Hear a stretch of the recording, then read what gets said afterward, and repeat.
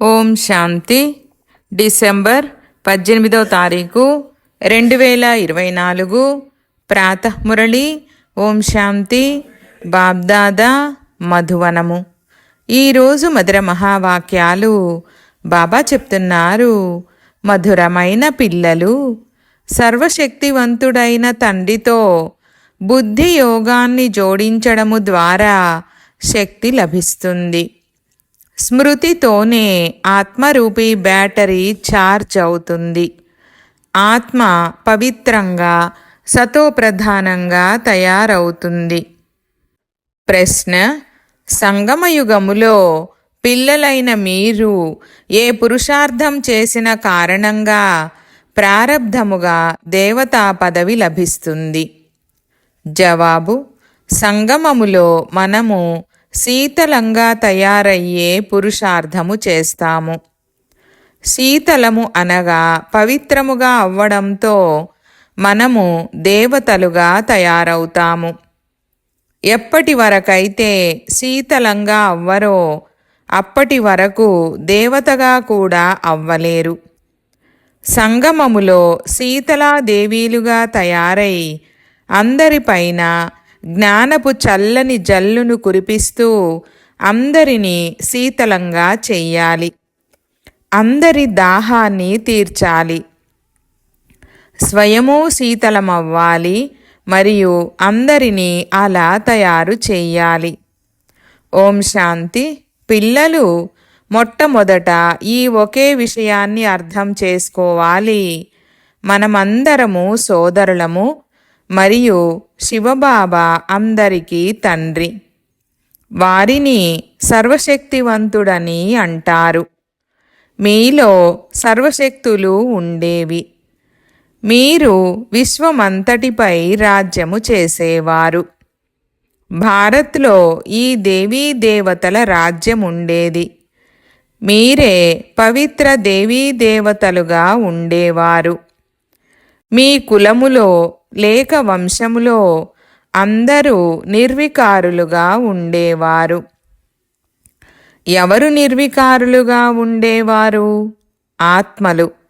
ఇప్పుడు మళ్ళీ మీరు నిర్వికారులుగా తయారవుతున్నారు. సర్వశక్తివంతుడైన తండ్రి స్మృతిలో శక్తిని తీసుకుంటున్నారు. తండ్రి అర్థం చేయించారు. ఆత్మయే 84 జన్మల పాత్రను అభినయిస్తుంది. ఆత్మలోనే సతోప్రధానత యొక్క శక్తి ఉండేది. అది మళ్ళీ రోజురోజుకు తగ్గుతూ ఉంటుంది. సతోప్రధానము నుండి తమో ప్రధానముగా అయితే తయారవ్వవలసిందే. ఉదాహరణకు, బ్యాటరీ శక్తి తగ్గిపోతూ ఉంటే మోటార్ ఆగిపోతుంది. బ్యాటరీ డిశ్చార్జ్ అయిపోతుంది. ఆత్మ బ్యాటరీ పూర్తిగా డిశ్చార్జ్ అవ్వదు. ఎంతో కొంత శక్తి మిగిలి ఉంటుంది. ఎవరైనా చనిపోతే దీపము వెలిగిస్తారు. అందులో నూనె వేస్తూనే ఉంటారు, జ్యోతి ఆరిపోకూడదని.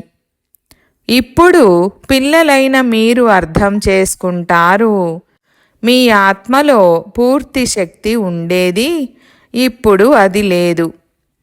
ఇప్పుడు మళ్ళీ మీరు సర్వశక్తివంతుడైన తండ్రితో మీ బుద్ధి యోగాన్ని జోడిస్తారు.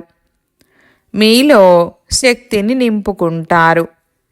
ఎందుకంటే శక్తి తగ్గిపోయింది. శక్తి పూర్తిగా సమాప్తమైపోతే ఇక శరీరమే ఉండదు. ఆత్మ తండ్రిని స్మృతి చేస్తూ చేస్తూ పూర్తిగా పవిత్రమైపోతుంది. సత్యయుగములో మీ బ్యాటరీ పూర్తిగా ఛార్జ్ అయి ఉంటుంది. తర్వాత మెల్లమెల్లగా కళలు అనగా బ్యాటరీ తక్కువ అవుతూ ఉంటుంది. కలియుగ అంతిమము కల్లా ఆత్మశక్తి చాలా తక్కువైపోతుంది. శక్తి దివాలా తీసినట్లయింది.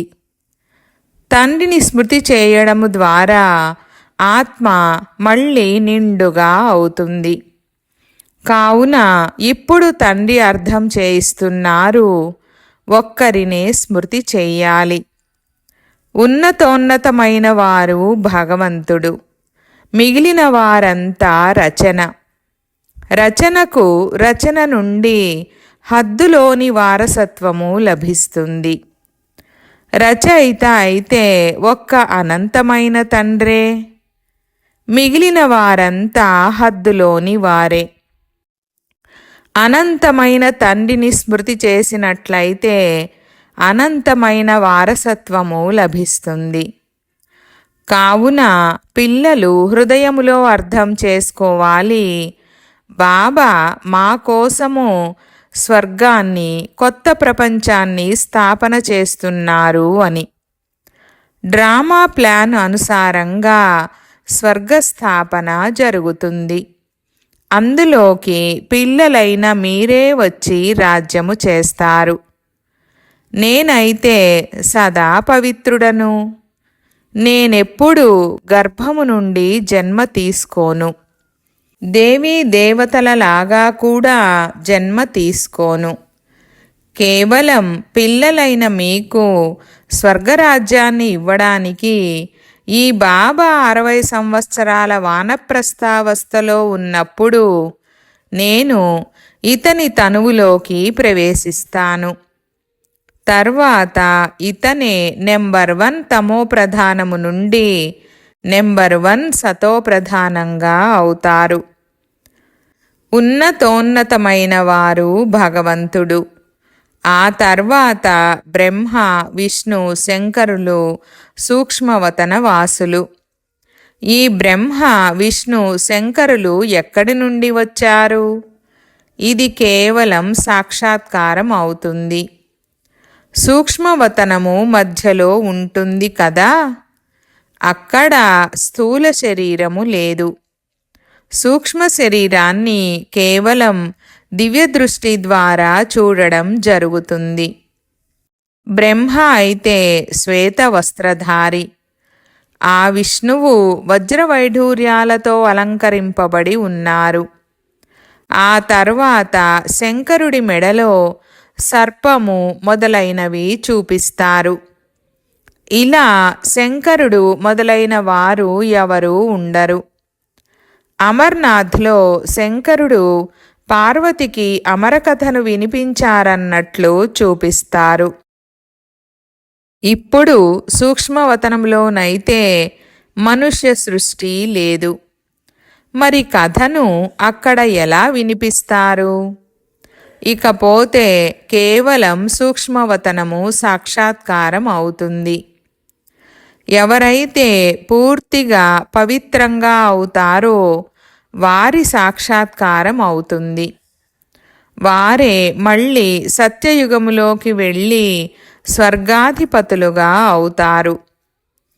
కావున వీరు రాజ్యభాగ్యాన్ని ఎలా పొందారన్నది బుద్ధిలోకి రావాలి. యుద్ధము మొదలైనవైతే ఏవీ జరగవు. దేవతలు హింస ఎలా చేస్తారు? ఎవరైనా నమ్మినా నమ్మకపోయినా ఇప్పుడు మీరు తండ్రిని స్మృతి చేసి రాజ్యాన్ని తీసుకుంటారు. దేహసహితంగా దేహపు సర్వధర్మాలను మరచి నన్నొక్కరినే స్మృతి చేయండని గీతలో కూడా ఉంది. మమకారము ఉండేందుకు తండ్రికైతే తమ దేహమే లేదు.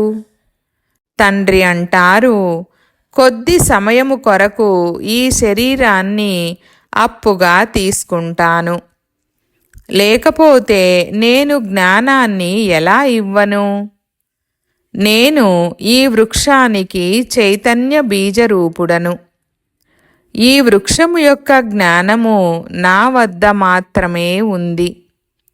ఈ సృష్టి ఆయువు ఎంత, దీని ఉత్పత్తి, పాలన, వినాశనము ఏ విధంగా జరుగుతుంది మనుషులకు ఏమీ తెలియదు. వారు హద్దులోని చదువును చదువుతారు. తండ్రి అయితే అనంతమైన చదువును చదివించి పిల్లలను విశ్వాధిపతులుగా తయారు చేస్తారు. దేహధారి అయిన మనిషిని భగవంతుడని ఎప్పుడూ పిలవరు. వీరికి బ్రహ్మ విష్ణు శంకరులకు కూడా తమ సూక్ష్మదేహము ఉంది. అందుకే వీరిని కూడా భగవంతుడని అనరు. ఈ శరీరమైతే ఈ దాదా ఆత్మకు సింహాసనము, అకాల సింహాసనము కదా. ఇప్పుడిది అకాలమూర్తి అయిన తండ్రి సింహాసనము. అమృత్సర్లో కూడా అకాల సింహాసనము ఉంది. అక్కడి పెద్ద పెద్దవారెవరైతే ఉంటారో వారు వెళ్ళి అకాల సింహాసనముపై కూర్చుంటారు. ఇప్పుడు తండ్రి అర్థం చేయిస్తారు, ఇది ఆత్మలందరి అకాల సింహాసనము. ఆత్మలోనే మంచి లేక చెడు సంస్కారాలు ఉంటాయి. అందుకే ఇది కర్మల ఫలమని అంటారు. ఆత్మలందరి తండ్రి ఒక్కరే. బాబా ఏమీ శాస్త్రాలు మొదలైనవి చదివి వినిపించరు. ఈ విషయాలు కూడా శాస్త్రాలు మొదలైన వాటిలో లేవు. అందుకే లోకులు వీళ్ళు శాస్త్రాలను నమ్మరని అంటూ చిరచిరలాడతారు. సాధు సన్యాసులు మొదలైన వారు గంగలోకి వెళ్ళి స్నానాలు చేస్తారు. మరి వారు పావనమయ్యారా? తిరిగి అయితే ఎవ్వరూ వెళ్ళలేరు. అందరూ అంతిమములో వెళ్తారు.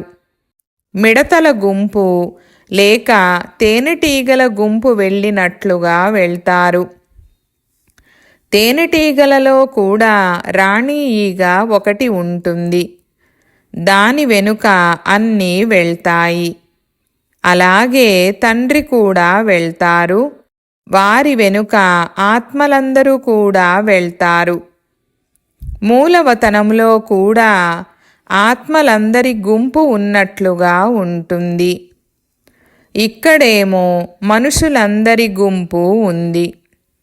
ఈ గుంపు కూడా ఒకరోజు పరిగెత్తుకుంటూ వెళ్ళిపోయేదే ఉంది. తండ్రి వచ్చి ఆత్మలందరినీ తీసుకువెళ్తారు. శివుని ఊరేగింపు గాయనం చేయబడింది.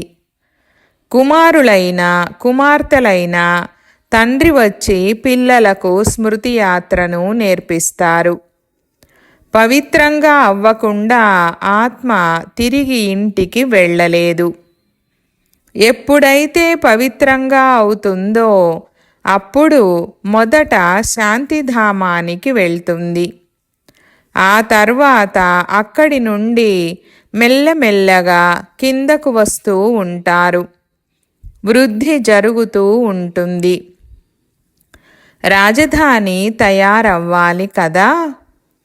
అందరూ కలిసి రారు. వృక్షము మెల్లమెల్లగా వృద్ధి చెందుతుంది కదా. మొదట ఆది సనాతన దేవీ దేవతా ధర్మము ఉంటుంది. దానిని తండ్రి స్థాపన చేస్తారు. ఎవరైతే దేవతలుగా అయ్యేది ఉందో బ్రాహ్మణులుగా కూడా మొట్టమొదట వారే అవుతారు. ప్రజాపిత బ్రహ్మ అయితే ఉన్నారు కదా. ప్రజలలో కూడా సోదరీ సోదరులు అవుతారు. బ్రహ్మ కుమార కుమారీలైతే ఇక్కడ అనేక మంది తయారవుతారు. తప్పకుండా నిశ్చయ బుద్ధి కలవారై ఉంటారు. కావుననే ఇన్ని ఎక్కువ మార్కులు తీసుకుంటారు. మీలో ఎవరైతే పక్కాగా ఉంటారో వారు అక్కడ మొదట వస్తారు. అపరిపక్వముగా ఉన్నవారు చివరిలోనే వస్తారు. మూలవతనములో ఆత్మలందరూ ఉంటారు. వారు మళ్ళీ కిందకు వచ్చినప్పుడు వృద్ధి జరుగుతూ ఉంటుంది. శరీరము లేకుండా ఆత్మ పాత్రను ఎలా అభినయిస్తుంది? ఇది పాత్రధారుల ప్రపంచము. ఇది 4 యుగాలలో తిరుగుతూ ఉంటుంది. సత్యయుగములో మనమే దేవతలుగా ఉండేవారము. తరువాత మనమే క్షత్రియులుగా, వైశ్యులుగా, శూద్రులుగా అవుతాము. ఇప్పుడిది పురుషోత్తమ సంగమ యుగము. ఈ యుగము ఇప్పుడే తండ్రి వచ్చినప్పుడే తయారవుతుంది. ఈ అనంతమైన జ్ఞానాన్ని ఇప్పుడు అనంతమైన తండ్రే ఇస్తారు. శివబాబాకు తమ శారీరక నామమేదీ లేదు. ఈ శరీరమైతే ఈ దాదాకు చెందినది. బాబా కొద్ది సమయము కొరకు దీనిని అప్పుగా తీసుకున్నారు. తండ్రి అంటారు, నేను మీతో మాట్లాడేందుకు నాకు నోరైతే కావాలి కదా. నోరు లేకపోతే తండ్రి పిల్లలతో మాట్లాడలేరు కూడా. అంతేకాక అనంతమైన జ్ఞానాన్ని కూడా ఈ నోటి ద్వారా వినిపిస్తాను. కావుననే దీనిని గోముఖమని కూడా అంటారు. పర్వతాల నుండి నీరైతే ఎక్కడి నుండైనా వెలువడుతూ ఉంటుంది. ఇక్కడ ఒక గోముఖాన్ని తయారు చేశారు. దాని నుండి నీరు వస్తూ ఉంటుంది. దానిని వారు గంగాజలముగా భావిస్తూ తాగుతారు. ఆ నీటికి ఎంత మహత్వాన్నిస్తారు! ఈ ప్రపంచములో అంతా అసత్యమే. సత్యమునైతే ఒక్క తండ్రే వినిపిస్తారు. ఆ అసత్యమైన మనుషులేమో ఈ తండ్రి జ్ఞానాన్ని అసత్యముగా భావిస్తారు. భారత్లో సత్యయుగమున్నప్పుడు దీనిని సత్యఖండమని అంటారు. తరువాత భారత్యే పాతగా అయినప్పుడు ప్రతి విషయము, ప్రతి వస్తువు అసత్యముగా అయిపోతుంది. ఎంత తేడా వచ్చేస్తుంది! తండ్రి అంటారు, మీరు నన్ను ఎంతగా గ్లాని చేస్తారు. సర్వవ్యాపి అంటూ ఎంతగా అవమానపరిచారు. ఈ పాత ప్రపంచము నుండి తీసుకెళ్ళండనే శివబాబాను పిలుస్తారు.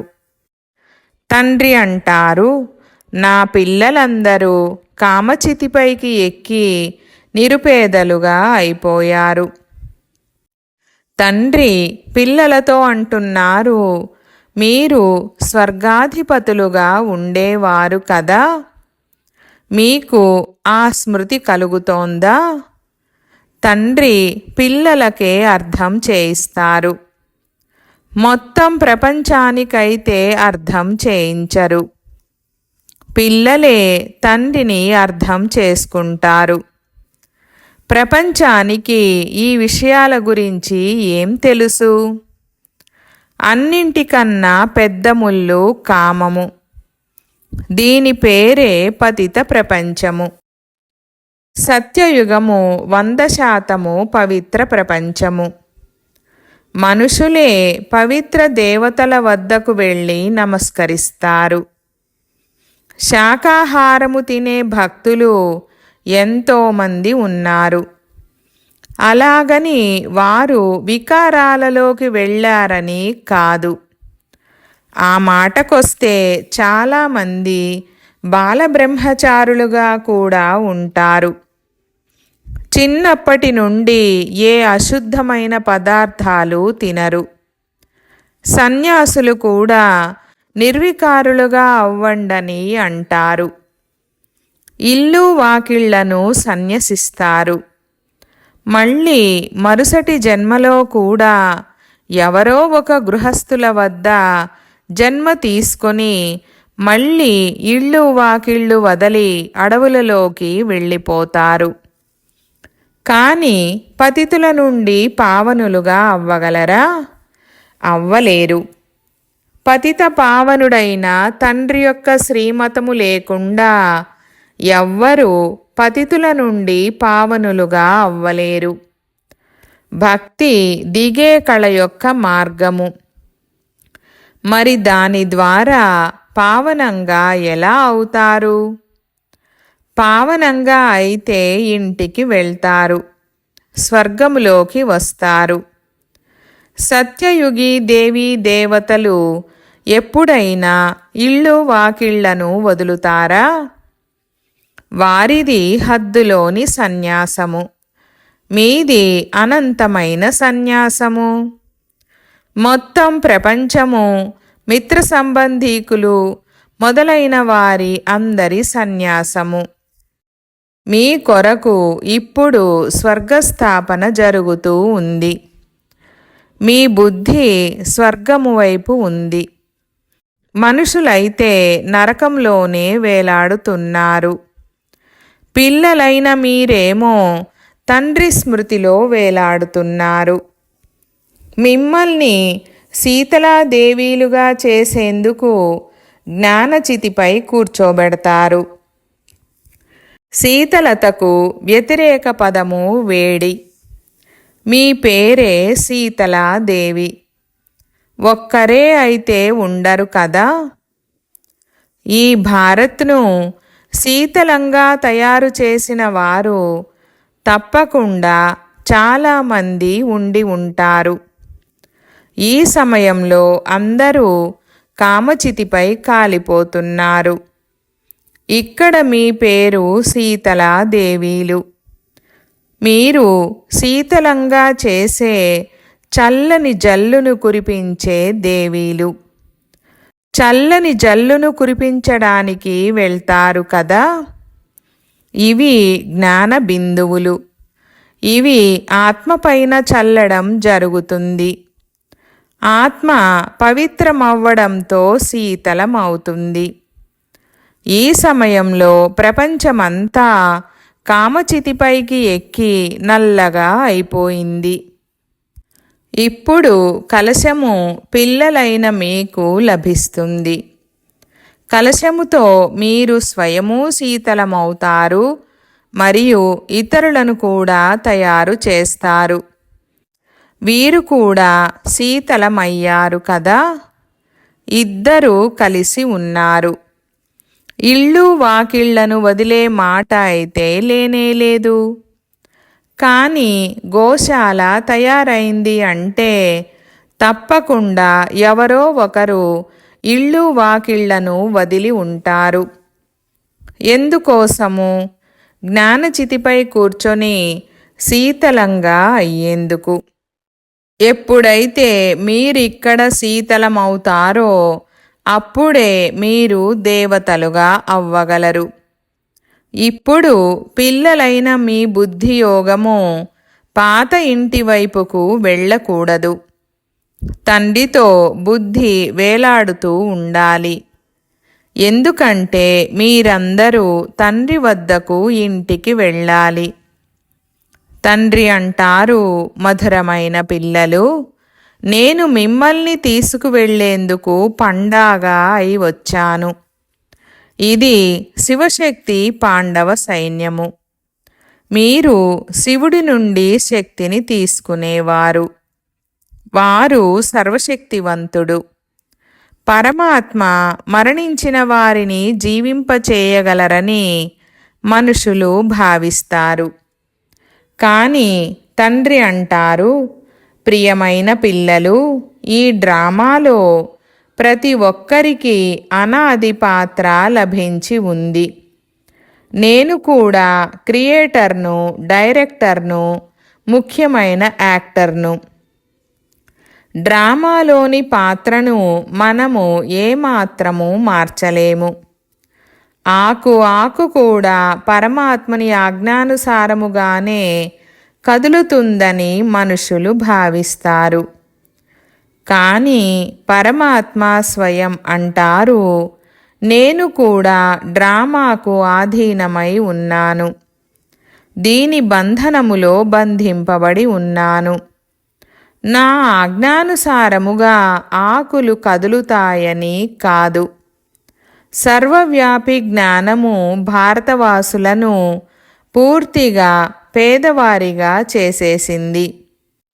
తండ్రి జ్ఞానముతో భారత్ మళ్ళీ శిరోకిరీటముగా అవుతుంది. అచ్చా మీఠే మీఠే సికీలధే బచ్చోं ప్రతి మాత్ పితా బాప్ దాదా కా యాద్ ప్యార్ और गुड मॉर्निंग। रूहानी बाप की रूहानी बच्चों को नमस्ते। हम रूहानी बच्चों की रूहानी बाप दादा को याद प्यार गुड मॉर्निंग और నమస్తే నమస్తే బాబా నమస్తే. ధారణ కొరకు ముఖ్య సారము. 1వ పాయింట్, సూర్యవంశములోకి మొట్టమొదట వచ్చేందుకు నిశ్చయ బుద్ధి కలవారిగా అయ్యి పూర్తి మార్కులను తీసుకోవాలి. పక్కా బ్రాహ్మణులుగా అవ్వాలి. అనంతమైన జ్ఞానాన్ని స్మృతిలో ఉంచుకోవాలి. 2వ పాయింట్, జ్ఞానచితిపై కూర్చొని శీతలంగా అనగా పవిత్రంగా అవ్వాలి. జ్ఞానయోగాలతో కామము యొక్క వేడిని సమాప్తము చెయ్యాలి. బుద్ధియోగము సదా ఒక్క తండ్రితో వేలాడుతూ ఉండాలి. వరదానము: బ్రాహ్మణ జీవితంలో శ్రేష్ఠ స్థితి రూపీ మెడల్ను ప్రాప్తి చేసుకునే నిశ్చింత చక్రవర్తి భవ. వివరణ: మీరందరూ మీ స్వస్థితిని చాలా చాలా మంచిగా తయారు చేసుకునేందుకే బ్రాహ్మణులుగా అయ్యారు. బ్రాహ్మణ జీవితంలో శ్రేష్ఠ స్థితియే మీ ప్రాపర్టీ. ఇదే బ్రాహ్మణ జీవితం యొక్క మెడల్. ఎవరైతే ఈ మెడల్ను ప్రాప్తి చేసుకుంటారో వారు సదా చలించకుండా స్థిరంగా ఏకరస స్థితిలో ఉంటూ సదా నిశ్చింతగా నిశ్చింత చక్రవర్తులుగా అవుతారు. వారు అన్ని కోరికల నుండి ముక్తులుగా ఇచ్ఛామాత్రం అవిద్యాస్వరూపులుగా ఉంటారు. స్లోగన్: ఎడతెగని నిశ్చయముతో మరియు నషాతో నా బాబా అని అనండి. అప్పుడు మాయ సమీపంగా కూడా రాలేదు. ఓం శాంతి.